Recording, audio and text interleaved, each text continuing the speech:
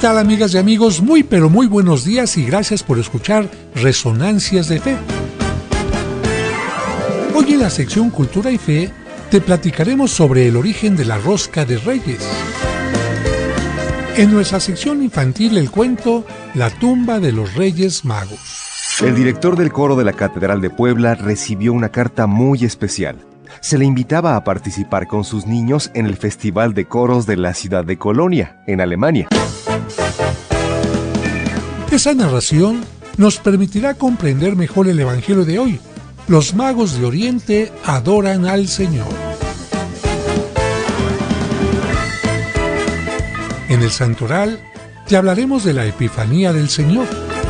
Todo esto aquí en Resonancias de Fe, con el Padre José de Jesús Aguilar Valdés, la voz amable de la radio.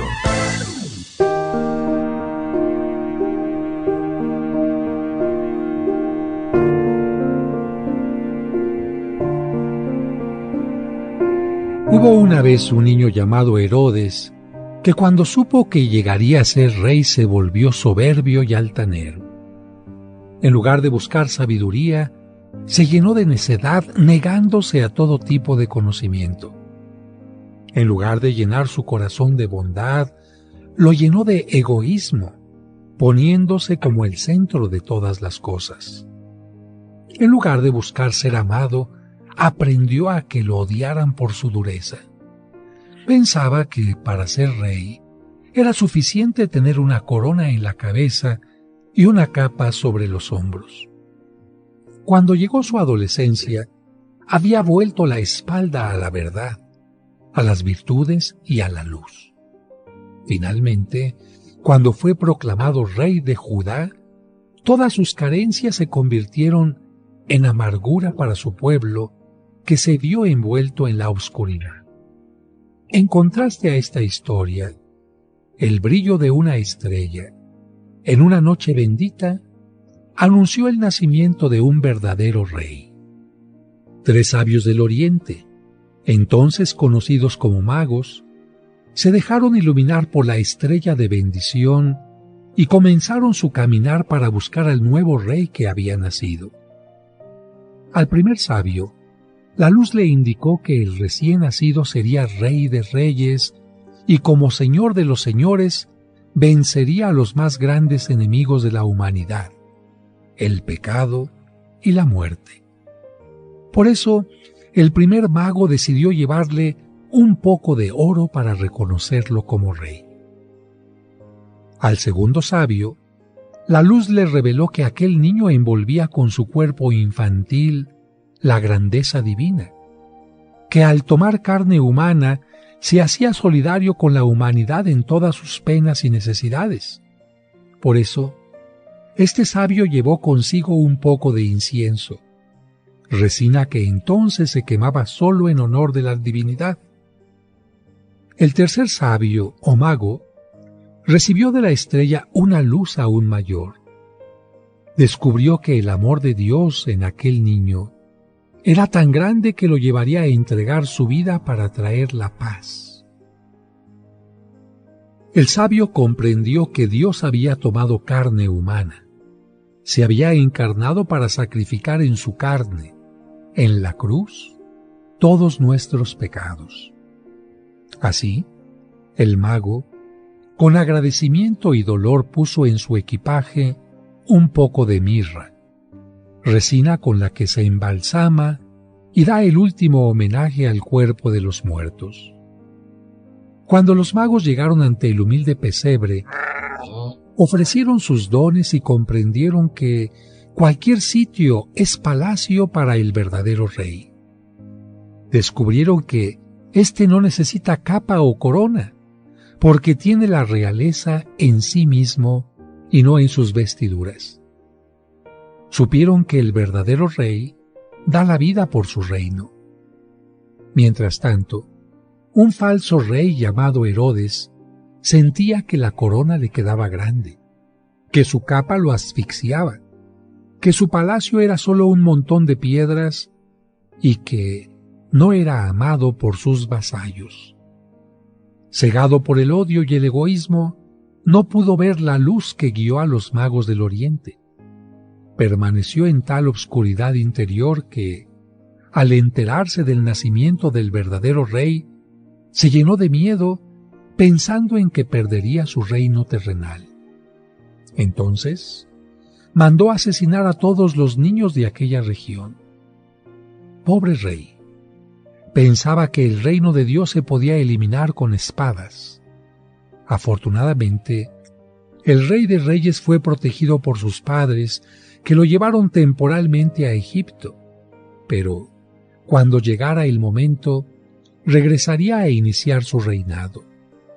Aquel niño adorado por los reyes de Oriente se convertiría, por su amor, en el rey más admirado y el que ha tenido mayor cantidad de discípulos en toda la tierra.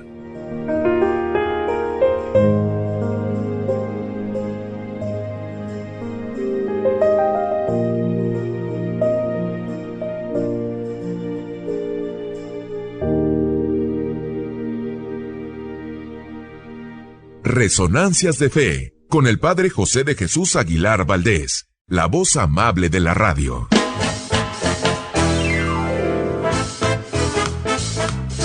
Muchas gracias por escucharnos y por ser parte importante de este programa que hacemos para ti con mucho cariño. Y como cada domingo, le agradecemos a Dios por el don de la vida y le pedimos por ti y por cada uno de los tuyos, especialmente por los enfermitos o por quienes pasan por algún mal momento. Que Dios les llene de bendiciones. Y además de agradecer tu atención, quiero agradecer la presencia de mis colaboradores. En la producción, Sergio Enríquez Morín, y compartiendo micrófonos, David Chávez, Raúl Mauricio Hernández y Salvador Romero.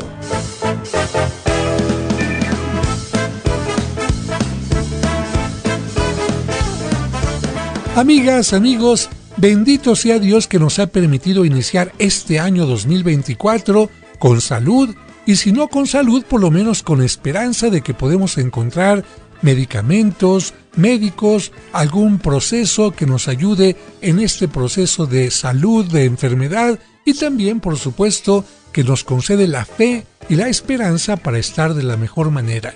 Gracias por ser parte de este programa que ha llegado al número 992 de sus emisiones. Pero como los chiquillos siempre están inquietos y ya quieren escuchar el cuento, ¿qué creen? Pues vamos a un breve corte y al regreso el cuento que nos va a hablar de ¿es cierto que existe la tumba de los Reyes Magos? No le cambien. Resonancias de Fe, con el Padre José de Jesús Aguilar Valdés, la voz amable de la radio.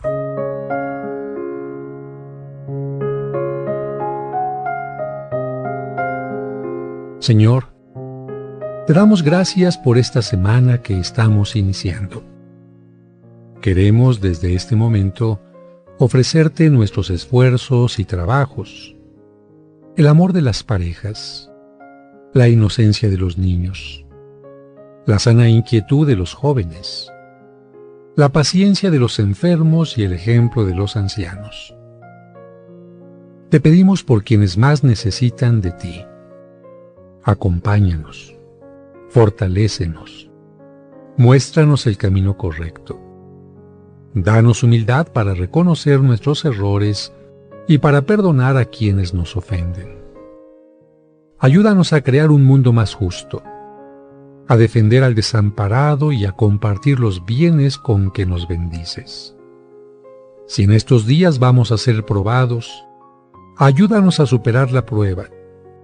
Y si tu voluntad es llevarnos a tu presencia, haz que nuestra muerte, unida a la de Cristo, sea el camino de la resurrección.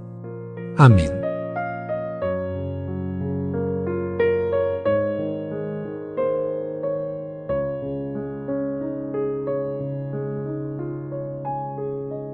Muchas gracias por continuar con nosotros. Es momento de escuchar el cuento para entender el Evangelio, escrito por el Padre José.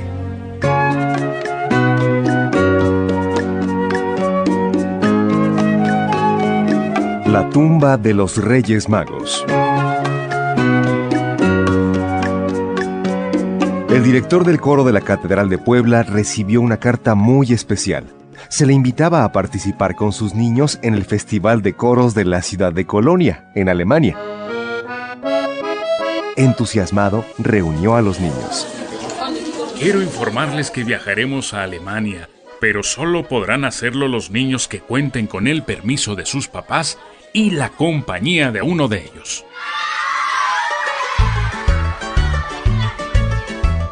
Hugo se puso feliz porque viajaría a Europa con su madre.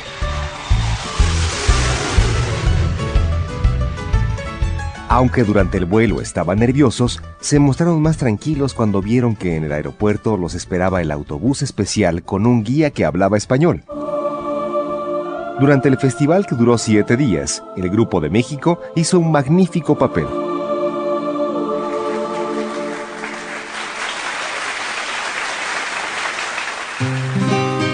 Hugo estaba tan impresionado por la belleza de la Catedral de Colonia que le comentó a su mamá: Me ha fascinado este lugar, sus vitrales, sus esculturas y bóvedas.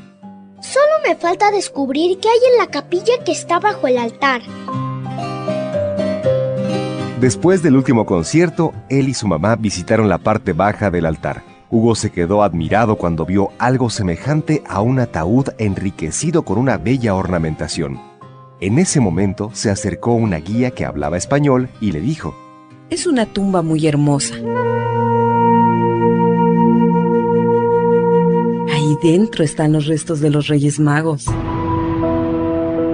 Cuando Hugo escuchó aquellas palabras, pensó que la guía bromeaba. Pero ella continuó diciendo: Para los habitantes de esta ciudad de Colonia, estas reliquias son sumamente importantes. Estamos orgullosos de tener la tumba de los magos que adoraron al Hijo de Dios. Hugo contempló con cierta incredulidad el bello monumento. Se preguntaba: ¿será posible? ¿Estará mintiendo la guía? Ahí dentro están los restos de los Reyes Magos. ¿Los Reyes Magos están muertos? El niño se quedó con esas preguntas en su mente. Y solo hasta que volaban de regreso a México, se atrevió a preguntarle a su mamá: ¿Es cierto que los Reyes Magos murieron?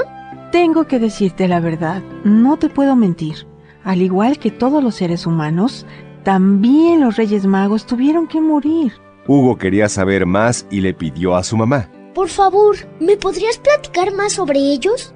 ¿Me podrías contar su historia?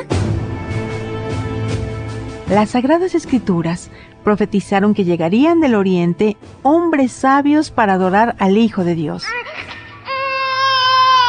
Cuando nació el niño Jesús, apareció en el cielo una estrella tan brillante que llamó la atención de 3 magos de Oriente. Ellos comprendieron que era la señal que los guiaría hasta el Hijo de Dios.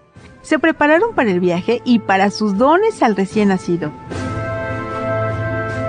El niño preguntó ingenuamente. ¿Le ofrecieron juguetes? Su madre le explicó: El Evangelio de San Mateo dice que lo adoraron y le ofrecieron 3 cosas: oro para reconocerlo como rey, incienso para reconocerlo como Dios y mirra para anunciar al mundo que ese niño se hacía mortal para salvar a la humanidad. ¿Para qué servía la mirra? Su madre le dijo que la mirra era un arbusto del que se extraían elementos para embalsamar a los muertos. Por eso, aquel don significaba que Jesús moriría por la humanidad. Entonces, el pequeño preguntó a su madre: ¿Por qué se les representa a uno joven, a otro adulto y a otro anciano? ¿Por qué se les representa con distinto color de piel? Con esos elementos, los reyes representaban a todos los pueblos de la tierra, a todas las personas de cualquier edad y de cualquier color de piel. Como los reyes, toda la humanidad debe adorar a Cristo, porque Él se hizo hombre para salvar a todos. Hugo volvió a preguntar: ¿Qué sucedió con los magos después de que adoraron al niño Jesús? Regresaron a su lugar de origen y después de 33 años recibieron la visita del apóstol Santo Tomás. Él les contó las maravillas que, pasados 30 años, hizo el niño que ellos habían adorado. Sus milagros, su predicación, su muerte en la cruz y su resurrección.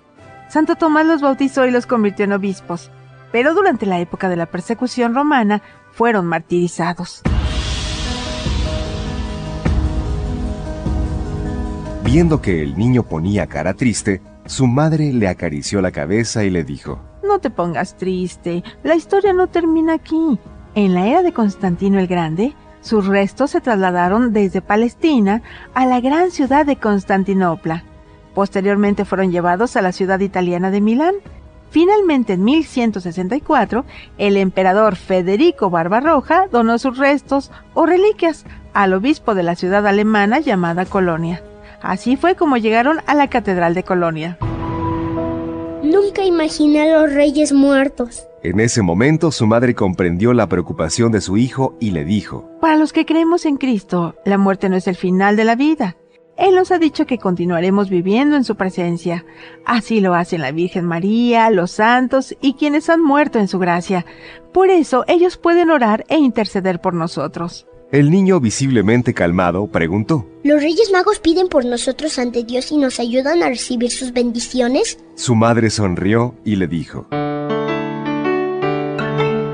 Por supuesto, su espíritu hace que todos los años millones de niños reciban regalos especiales. Su espíritu hace también que las personas compartan generosamente sus bienes con los más necesitados. Su espíritu es capaz de transformar a las personas enojonas y egoístas para que, como los Reyes Magos, descubran en la pequeñez de los niños la grandeza de Dios. Hugo quedó muy contento con esas palabras y suspirando dijo: Este viaje ha sido una de las mejores experiencias de mi vida. Semanas después llegaron las fiestas navideñas. La mañana del 6 de enero, Hugo encontró regalos a los pies de su cama. ¡Wow! Junto a ellos había una nota firmada por Melchor, Gaspar y Baltasar. ¡Una nota! El texto decía: Querido Hugo, te agradecemos que hayas cantado para nosotros en la Catedral de Colonia. Nuestro espíritu continuará viviendo y anunciando con regalos el nacimiento del Hijo de Dios.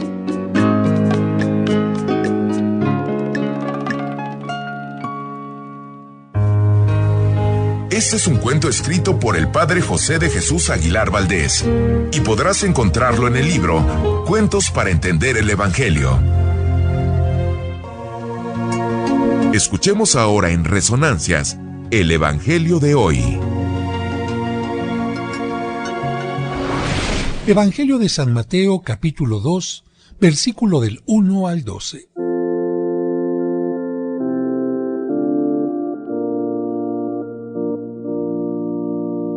Jesús nació en Belén de Judá en tiempos del rey Herodes. Unos magos de Oriente llegaron entonces a Jerusalén y preguntaron: ¿Dónde está el rey de los judíos que acaba de nacer? Porque vimos surgir su estrella y hemos venido a adorarlo. Al enterarse de esto, el rey Herodes se sobresaltó y toda Jerusalén con él. Convocó entonces a los sumos sacerdotes y a los escribas del pueblo y les preguntó dónde tenía que nacer el Mesías. Ellos le contestaron: en Belén de Judá, porque así lo ha escrito el profeta. Y tú, Belén, tierra de Judá, no eres en manera alguna la menor entre las ciudades ilustres de Judá, pues de ti saldrá un jefe que será el pastor de mi pueblo Israel. Entonces Herodes llamó en secreto a los magos para que le precisaran el tiempo en que se les había aparecido la estrella y los mandó a Belén diciéndoles: vayan a averiguar cuidadosamente qué hay de ese niño, y cuando lo encuentren, avísenme, para que yo también vaya a adorarlo. Después de oír al rey, los magos se pusieron en camino, y de pronto la estrella que habían visto surgir comenzó a guiarlos hasta que se detuvo encima de donde estaba el niño. Al ver de nuevo a la estrella, se llenaron de inmensa alegría. Entraron en la casa y vieron al niño con María, su madre, y postrándose, lo adoraron. Después, abriendo sus cofres, le ofrecieron regalos: oro, incienso y mirra. Advertidos durante el sueño de que no volvieran a Herodes, regresaron a su tierra por otro camino.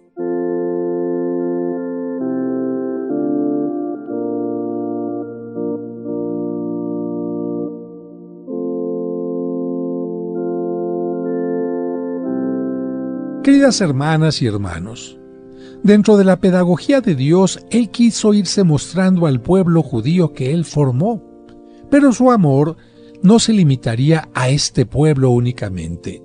Por eso, poco a poco iría mostrando su amor a todas las naciones hasta hacerlo plenamente en Jesucristo. La profecía de Isaías, en la que mencionaba que los pueblos caminarían bajo la luz y que los no judíos se presentarían en la ciudad santa para ofrecerle oro e incienso, se cumplió cuando los sabios de Oriente, dejándose llevar por la luz, se presentaron ante el niño Dios para ofrecerle oro, incienso y mirra. En aquellos personajes que no eran judíos, que venían de tierras lejanas, estamos representados todos los pueblos de la tierra que reconocemos a Cristo como Rey de Reyes. Por eso, demos gracias a Dios porque también nos ama a nosotros. Hoy, con el cuento que has escuchado, seguramente has comprendido más del misterio de la Epifanía, que significa que Dios se ha manifestado a todas las naciones.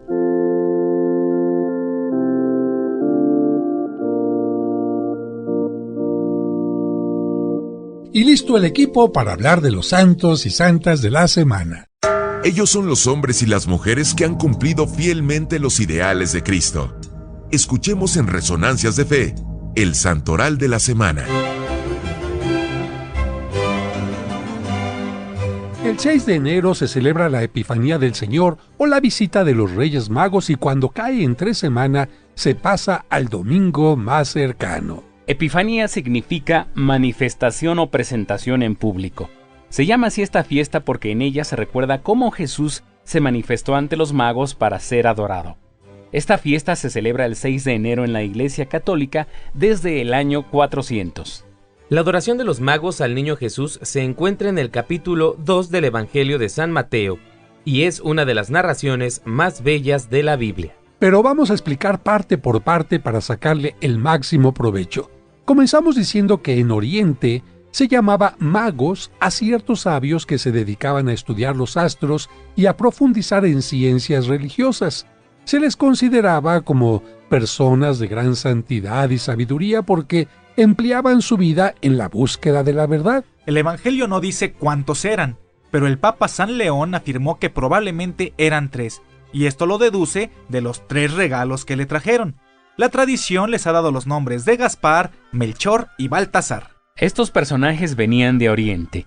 Los países de Oriente de Israel eran Arabia, Persia o Irán y Asiria o Babilonia, que actualmente es Irak. Muchos creen que probablemente eran persas, porque la gente de ese país era muy religiosa. Se presentaron en Jerusalén diciendo: ¿Dónde está el rey de los judíos que ha nacido? Tuvieron que averiguar en Jerusalén porque al llegar a esa ciudad desapareció la estrella que los venía guiando. Quizás desapareció de sus ojos porque se deslumbraron momentáneamente por la ciudad y perdieron de vista lo que buscaban, y de esto se valió Dios para anunciar en esa ciudad santa el nacimiento de su hijo.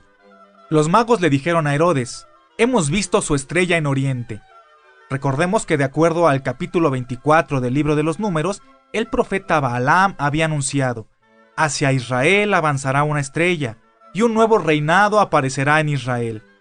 Pero además de esta profecía, Suetonio, Tácito y otros historiadores que narran hechos del siglo I cuentan que en Oriente había la creencia de que de Palestina iba a salir alguien que gobernaría el mundo entero.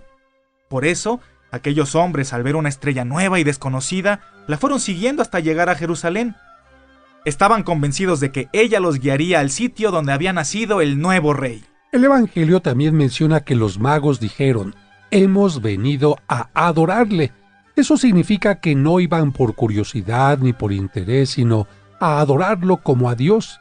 El viaje que hicieron es, por tanto, un viaje de fe. Se llama peregrinación a un viaje para ir a orar y a adorar. El viaje de estos magos fue una verdadera peregrinación. Los magos dejaron el palacio de Herodes y continuaron su camino guiados por la estrella. Caminaron unos 9 kilómetros, que es la distancia entre Jerusalén y Belén. Encontraron a Jesús con su madre, María, y abriendo sus cofres le ofrecieron oro, incienso y mirra. Oro es lo que se llevaba de regalo al primer mandatario de la nación.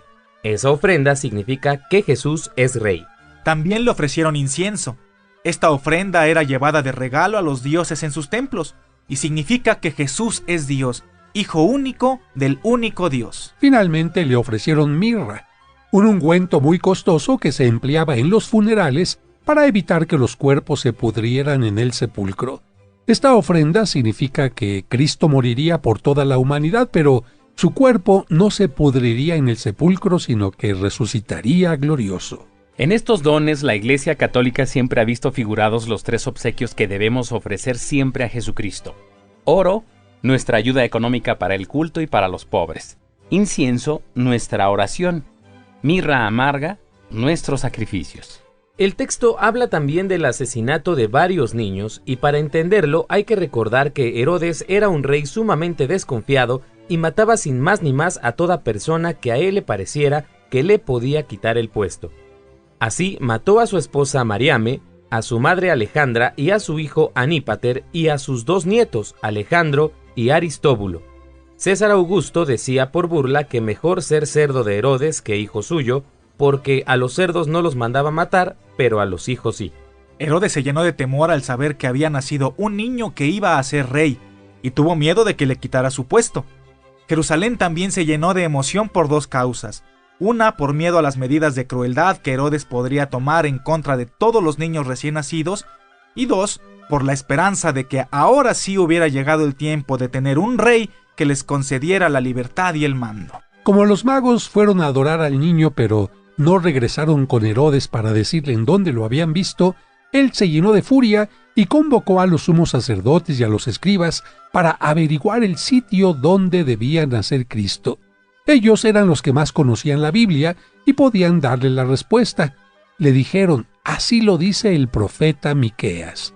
Y tú, Belén de Judá, no eres el pueblo menor entre los principales, porque de ti nacerá el caudillo que será pastor de mi pueblo, Israel. Por esta razón, Herodes mandó a asesinar a todos los niños menores de 2 años, pensando que así acabaría con el Mesías, pero no contaba que un ángel ayudó a los padres de Jesús y de Juan el Bautista para que abandonaran la región y se fueran a Egipto. Y todos sabemos que a los pequeños masacrados los recordamos el Día de los Santos Inocentes. El 7 de enero se celebra a San Raimundo de Peñafort.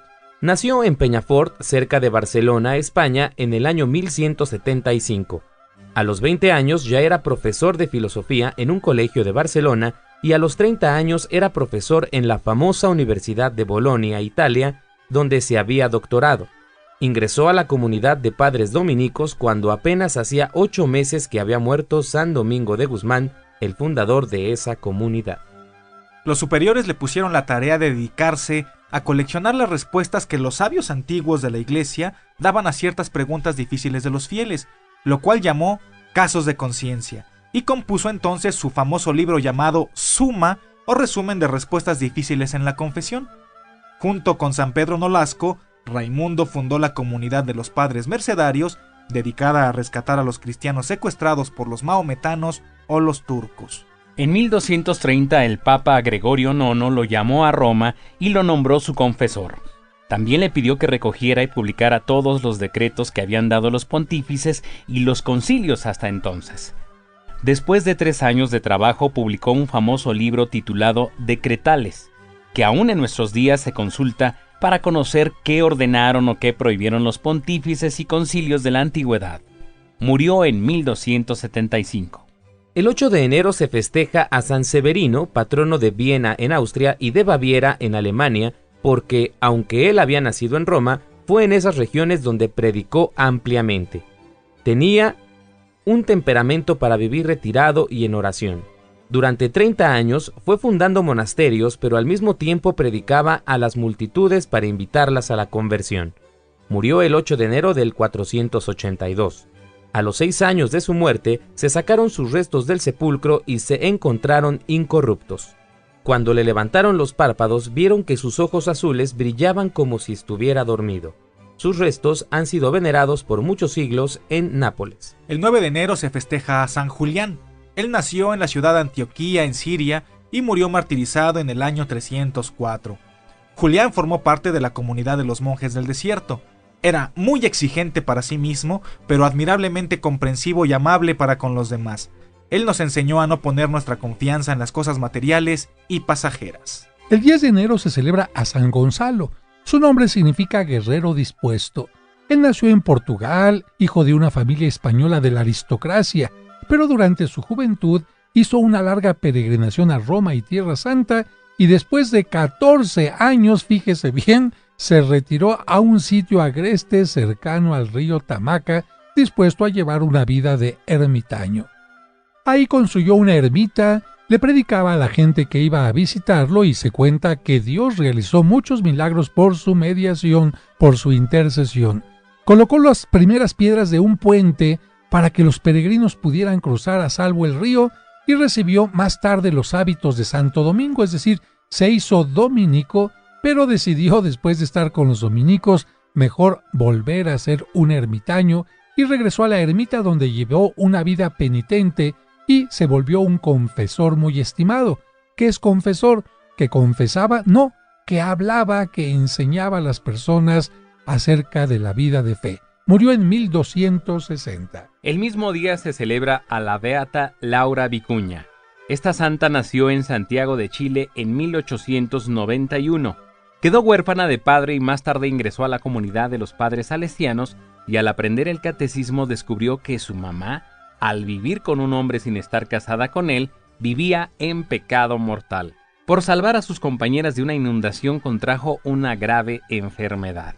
Su enfermedad se agudizó cuando le informaron que no podía ser aceptada como religiosa porque su madre vivía en concubinato o unión libre. Cuando la niña entra en agonía, le confesó a su madre que desde 2 años atrás le había ofrecido a Dios su vida en sacrificio para que no viviera en unión libre y se separara de aquel hombre que la maltrataba. Cuando su madre se dio cuenta de la situación, cambió de vida, haciendo que el sacrificio de su hija no fuera en vano. La pequeña murió el 22 de enero de 1904 sin llegar a cumplir los 13 años y enseñándonos que el amor hacia los padres puede llegar hasta el sacrificio. El 11 de enero se celebra a San Higinio y San Teodosio. Teodosio significa regalo de Dios. Nació en Turquía en el año 423. Hizo una peregrinación a Jerusalén, Belén y Nazaret, y allí decidió dedicarse a la vida religiosa para atender a los peregrinos que visitaban Tierra Santa. Construyó 3 conventos cerca de Belén, uno para los peregrinos que hablaban griego, otro para los que hablaban idiomas eslavos y el tercero para los de idiomas orientales como hebreo, árabe y persa. También construyó 3 hospitales, uno con asilo, otro para los que sufrían toda clase de enfermedades y el tercero para los que padecían enfermedades mentales. Esta idea era muy nueva en esos tiempos y poco frecuente en el mundo.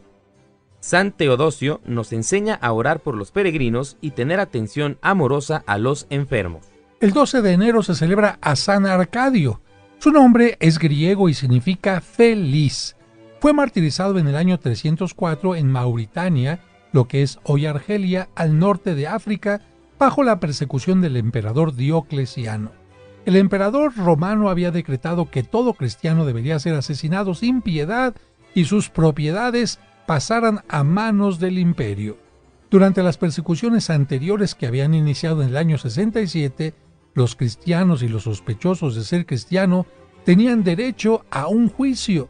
Para probar que no eran cristianos o que renegaban de su fe, se les pedía que ofrecieran un sacrificio en honor de los dioses paganos, quemando un poco de incienso delante de su escultura. Si lo hacían, simplemente se les dejaba en total libertad. Si se rehusaban, eran martirizados. Pero en la persecución esta de la que estamos hablando ahora, de Diocleciano, los militares entraban a las casas y miles de cristianos eran torturados y asesinados sin esperar la sentencia de un juez ni tener derecho a un juicio. Arcadio nos enseña a dar testimonio de la fe aún en los momentos difíciles. El 13 de enero se celebra a San Hilario. Su nombre significa amable y sonriente. Nació en Poitiers, Francia, en el año 315. Cuando tenía 30 años se convirtió al cristianismo y se hizo bautizar junto con su esposa y su hija. Durante 10 años estudió en Poitiers, Roma y Grecia. Se ejercitó en la poesía, aprendió elocuencia y estudió la filosofía de Platón. Combatió al arrianismo, herejía que afirmaba que Jesucristo era solo humano pero no Dios. Defendió con sabiduría la divinidad de Jesucristo. Aunque estaba casado, por su vida ejemplar y por su manera de enseñar la fe, el pueblo le pidió que aceptara ser su obispo. Su esposa y su hija lo animaron a aceptar la invitación y se retiraron a la vida religiosa. San Hilario introdujo en Europa la costumbre de entonar himnos cantados durante las ceremonias religiosas. Este santo murió el 13 de enero del año 368. También el 13 de enero, por cierto, se festeja a los mártires Gumersindo y Hermile. Este fue el Santoral de la Semana. Es momento de aprender más sobre nuestra religión. Esto es Cultura y Fe.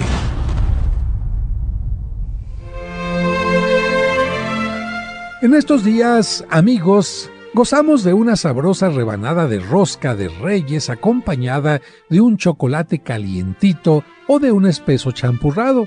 Pero, ¿sabrán todos cuál es el origen de la rosca de Reyes? Algunos creen que es originaria de México, Sergio, porque los mexicanos tenemos mucho pan y muchas panaderías, pero fíjense que no. El pan nos llegó de Europa porque en México no teníamos trigo, solo maíz. Así que cuando llegó desde Europa el trigo, también nos llegó el pan. Imagínense, niños que nos escuchan, que antes no había pasteles en México porque no habían llegado todavía los españoles. Y ahora nos costaría trabajo pensar en una fiesta de cumpleaños sin pastel, ¿no, Sergio? Claro, Padre José, por fortuna llegó el trigo. Pero bueno, amigos, ya nos quedó claro entonces que la rosca no es originaria de México, pero vamos a ver sus orígenes. En muchas regiones de Europa, la tarta o el pastel han formado parte de la alimentación de la época navideña. En Italia actualmente se comparte en familia un pan llamado panettone, y en algunas regiones de Francia no puede faltar un pastel en forma de tronco. Esa forma del pastel recuerda el tronco de Jesé, tronco que en las profecías significa que Cristo será como una ramita y descendiente del rey David. Así que estamos hablando de simbolismos. Actualmente se siguen comiendo en Europa estos pasteles, pero tenemos que decir que desde la Edad Media existía la costumbre de compartir una tarta o pastel durante las fiestas de fin de año. Por ejemplo, en la región de Bélgica se introdujo en el siglo XV la costumbre de comer un pastel que llevaba en su interior, fíjense bien, una semilla escondida, una semilla que podía ser de haba, de garbanzo o de frijol, como símbolo de fertilidad. Esto lo hacían el 6 de enero, 12 días después de la Navidad. Y ahora Sergio nos va a decir para qué le ponían la semilla. Claro que sí, pongan atención, amigos. La semilla significaba que iban a tener mucha fertilidad en sus tierras o a tener hijos durante ese año. ¡Ah, qué bonito! Sí, qué maravilla. En otras ocasiones, a quien le tocaba esta semilla, lo nombraban el invitado de honor o el rey del frijol. Ah, que no lo sabían, ¿eh? Fíjense que incluso hay una pintura de esa época que se llama así, El Rey del Frijol, pintada por un famoso artista llamado Jacobs Jordaens. Y aunque la tradición de meter algo escondido a un pastel comenzó en Bélgica, muy cerquita de allí, a unos cuantos pasos en realidad porque colindan, en Francia, en el siglo XVI, se introdujo la costumbre de comer un pan en forma octagonal, es decir, de 8 lados, que llevaba escondida en su interior una semilla de haba como símbolo de fertilidad. Después, la semilla se cambió por una almendra o por una colación. Después la semilla cambió de significado porque a quien le tocaba en su rebanada debía de organizar alguna fiesta o tomar algún compromiso. Como algunos invitados no querían aceptar ese compromiso, entonces, ¿qué creen? Sí, se lo están imaginando, se tragaban o masticaban disimuladamente la semilla para que nadie se diera cuenta de que les había tocado a ellos. ¡Qué tramposos! Seguramente muchos de ustedes harían lo mismo. Si hay un compromiso y me toca simplemente una almendrita, pues la mastico. ¿Y a quién le tocó? A mí no me tocó. Y como eso era hacer trampa, pues entonces los que hacían estas fiestas decidieron cambiar la semilla por otros objetos que no fueran comestibles. Así se escondieron entonces dentro del pan anillos yo no me podría tragar un anillo o un dedal, mucho menos todavía. Y tiempo después también empezaron a esconder pequeñas imágenes del Niño Dios. Con la influencia de estas tradiciones que nos llegan de Europa, recuerden, los misioneros que llegaron a nuestro país incorporaron la rosca que ya se comía en España en la celebración del 6 de enero. Y por supuesto, el agradable sabor del pan dulce que a lo mejor usted está comiendo en este momento en su desayunito, hizo que se extendiera pronto su uso. Pero, ¿qué significa la figura del niño escondido, Sergio? Claro que sí, vamos a explicarlo, amigos. Esto tiene dos significados. Recuerden que María y José ocultaron al niño Jesús para salvarlo de la matanza de inocentes que hizo el rey Herodes. También llegó a significar que los Reyes Magos perdieron el camino para encontrar al niño Jesús cuando dejaron de seguir la luz de la estrella y lo buscaron en el palacio de Herodes. Si ustedes ponen atención, se van a dar cuenta que la rosca tiene la forma de una corona, digamos aplastada. Y esta corona, por supuesto, es ofrecida al niño Dios reconociéndolo como Rey de Reyes. De hecho, los fragmentos de fruta cristalizada, ese higo por ahí, esa cerecita, rojas, verdes o negros, estas piececitas, pues representarían las joyas de la corona. Y cuando nos reunimos en torno a la rosca en forma de esta corona, recordamos que todos somos parte del reino de Dios. La rosca fue redonda en sus inicios, pero por el gran número de invitados se tuvo que hacer más y más grande. El espacio interno de los hornos pasteleros modificó su forma y la convirtió en una corona oval. Claro, pues imagínense, amigos, una corona grande, pues ya no cabía dentro del horno, entonces le tuvieron que empujar de ladito para que cupiera ahí dentro y entonces ya se convirtió en una corona ovalada. Y bueno, el pueblo siempre va cambiando, así que el pueblo fue inventando normas y creando tradiciones, y así se llegó a la idea de que quien encuentra en su rebanada de rosca la figurita del niño, no del muñeco, no del mono, porque una gente dice, ¡ay, me tocó el mono, me tocó el muñequito! No, la figurita del niño, pues debería de preparar la fiesta del Día de la Candelaria del siguiente 2 de febrero.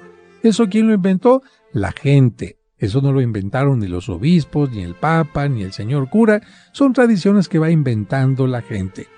Y la persona que presenta al niño el día 2 de febrero, pues debería ofrecer los típicos tamales acompañados de atolito, de chocolatito, y también deberá llevar a bendecir la imagen del niño Dios, convirtiéndose en, así dice la gente, en padrino o madrina del niño y por supuesto compadre de la familia. Pero en los últimos años ha pasado algo.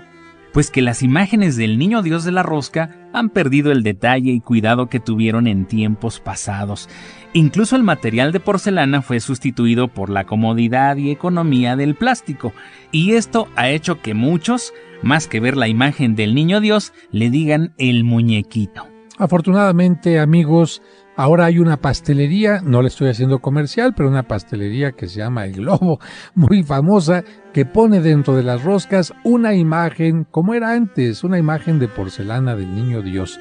Y permítanme decirles que actualmente algunas regiones de México evocan las tradiciones europeas. Allá por Veracruz esconden en el interior de la rosca un anillo que, según ellos, anunciaría para la persona agraciada un próximo matrimonio, o un dedal que anunciaría un año más de quedarse soltera. Ya ve, así inventa la gente. Pero recordemos que lo más importante en estos días es celebrar al niño Dios y recordar que Él se manifestó para salvar a todos los pueblos. Eso significa Epifanía.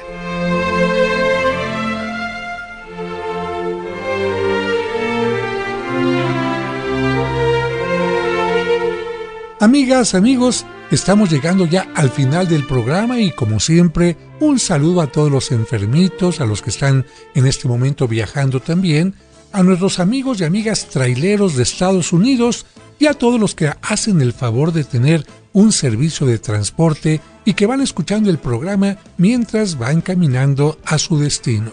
Que Dios les bendiga y les deseo un maravilloso domingo, el primer domingo de este año 2024. A gozarlo, agradecerlo de asistir a la Santa Misa. Hasta el próximo domingo. Esperamos que ahora que has aprendido más, tu fe te dé la seguridad y confianza para seguir adelante en la vida. Y te invitamos a que la próxima semana acompañes al Padre José de Jesús en Resonancias de Fe.